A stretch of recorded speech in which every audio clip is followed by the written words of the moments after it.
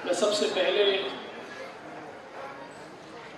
हमारे मखमली पीर और उनके साथ महाराष्ट्र के अलग अलग कोनों से यहाँ पर पधारे हुए हमारे सभी पीरों का महाराष्ट्र की भूमि पर बहुत बहुत स्वागत करता हूँ।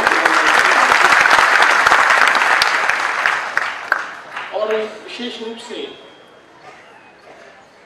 सूफियत एक ऐसी परंपरा है कि जिस परंपरा ने दिलों को मिलाने का काम किया है, जिस परंपरा ने प्यार और मोहब्बत बांटने का काम किया है,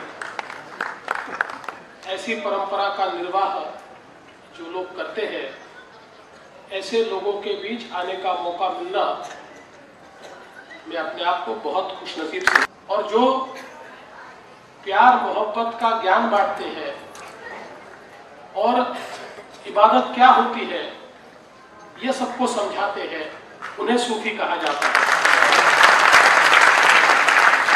मैं तो कोई विद्वान नहीं हूँ, इनमें से कौन सी परिभाषा सही है मैं जानता नहीं हूँ, पर ये मैं तो मानता हूँ कि ये तीनों चीजें सही है। क्योंकि सूफियत में देखा है अक्सर कि यहाँ पर ज्ञान भी है, प्यार भी है, मोहब्बत भी है, सम्मान भी है, और सबको एक साथ लाने का एक बहुत बड़ा काम सूफियत के माध्यम से होता है। ख्वाजा मोइनुद्दीन चिश्ती, ख्वाजा कुतुबुद्दीन, संत फरीद, निजामुद्दीन औलिया साहब, एक एक नाम ऐसा है कि जिनका नाम लेने के बाद भी हम सभी को एक बड़ा सुकून मिलता है। मोहब्बत की प्यार की भावना हम सभी के दिल में तैयार होती है। और देखिए, अगर हम देखें तो मध्य युग में हम अगर भारत की इतिहास को देखें तो जहां एक और हमारे सूफी संतों ने, फकीरों ने एक बड़ी प्यार की भावना के साथ इस विचार को आगे बढ़ाया, बिल्कुल उसी तरह से एक भक्ति संप्रदाय पूरे देश में तैयार हो रहा था। और विशेष रूप से अगर हम महाराष्ट्र की बात करें तो महाराष्ट्र में संत ज्ञानेश्वर जी के बाद एक ऐसा वारकरी संप्रदाय तैयार हुआ कि जिसने इसी प्रकार से मोहब्बत की बात की। और ये दोनों संप्रदायों में अगर हम सूफीज़्म की बात करें या हमारे वारकरी संप्रदाय की बात करें तो इसमें सबसे बड़ी बात क्या है? तो इसमें खुदा के प्रति, अल्लाह के प्रति, ईश्वर के प्रति एक मोहब्बत की बात है। हम अपने माता पिता, मोहब्बत, सब खुदा को, ईश्वर को मानते हैं। और जो कलाम पढ़ते हैं, जो कविताएं पढ़ते हैं, जो गीत पढ़ते हैं, ये सारे ऐसे रसभाव से भरे हुए होते हैं कि जिसमें उस अल्लाह में, उस खुदा में, उस ईश्वर में और हमें कोई अंतर ही नहीं होता। हम सब लोग एक हो जाते हैं।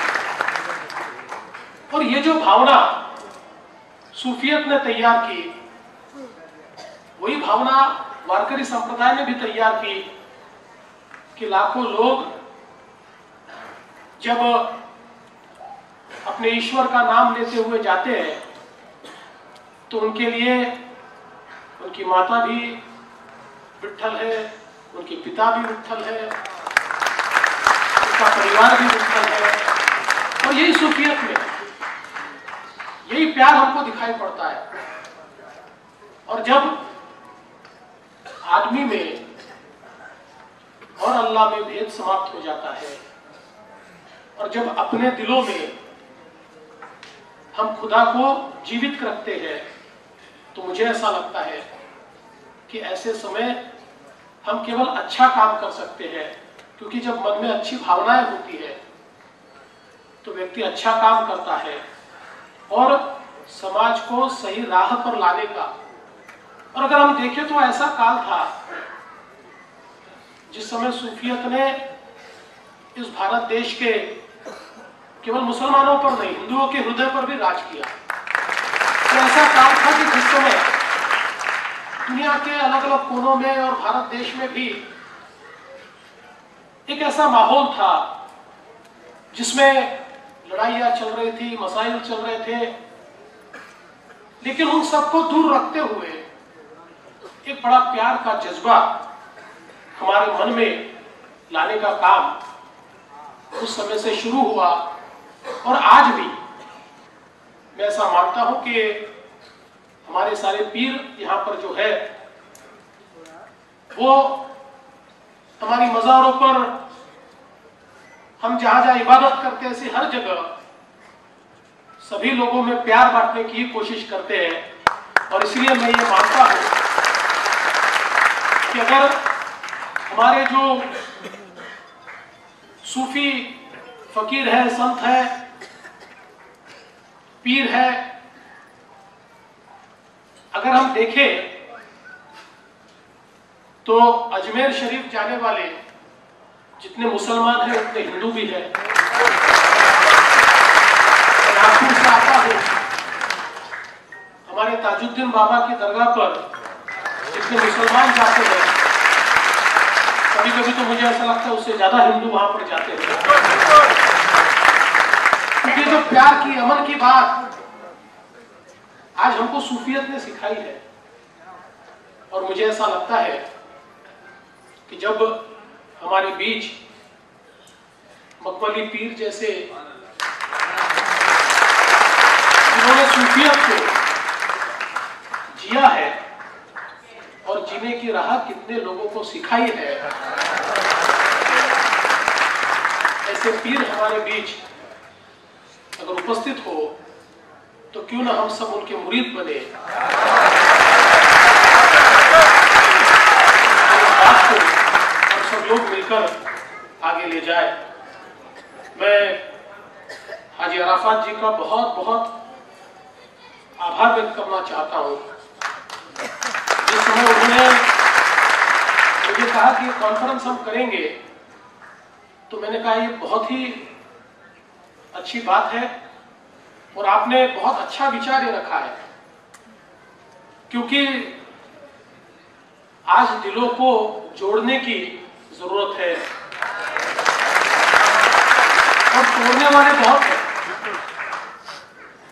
लेकिन जब जोड़ने वाले साथ आ जाए तो तोड़ने वालों की ताकत क्या है। और ये जोड़ने वाली ताकत यहाँ पर हमारे बीच आज मौजूद है। और मुझे ऐसा लगता है कि अब हम सब लोग मिलकर इस प्यार के, मोहब्बत के दरिया में इस प्रकार से डूब जाए, इस प्रकार से भक्ति के साथ हम अपनी इबादत को करें कि पूरे मुल्क में अमन और चैन कायम हो और हम सब लोग मिलकर आगे बढ़े। आज हम लोग देखते हैं कि गरीबी सब कौमों में है। हमारे माइनॉरिटी के जो लोग हैं उनकी भी लड़ाई गरीबी से है, उनकी भी लड़ाई शिक्षा के अभाव से है, उनकी भी लड़ाई एक सही ढंग की जिंदगी मिले इसके लिए है। और मैं इस मंच के माध्यम से आप सभी को ये बताना चाहता हूं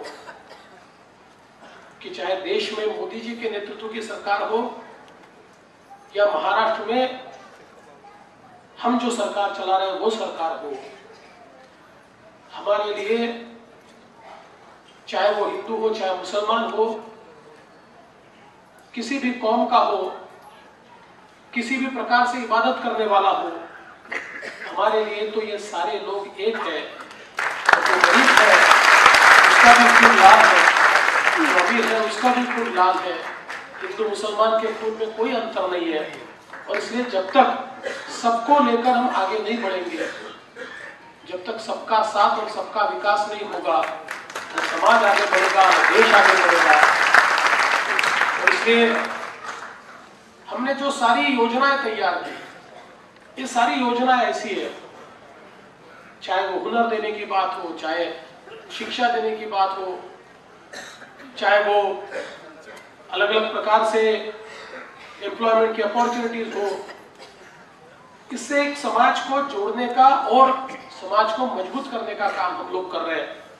और मेरा विश्वास है कि भक्ति के साथ हम लोग जब एकत्रित आकर ये प्रयास करेंगे तो आज जो हमारी कौमें कुछ पिछड़ी है वो भी आगे आएगी, और जब वो आगे आएगी तो हम सब लोग मिलकर आगे जाएंगे, और दुनिया का सबसे अच्छा देश अगर कोई होगा तो हमारा भारत देश होगा।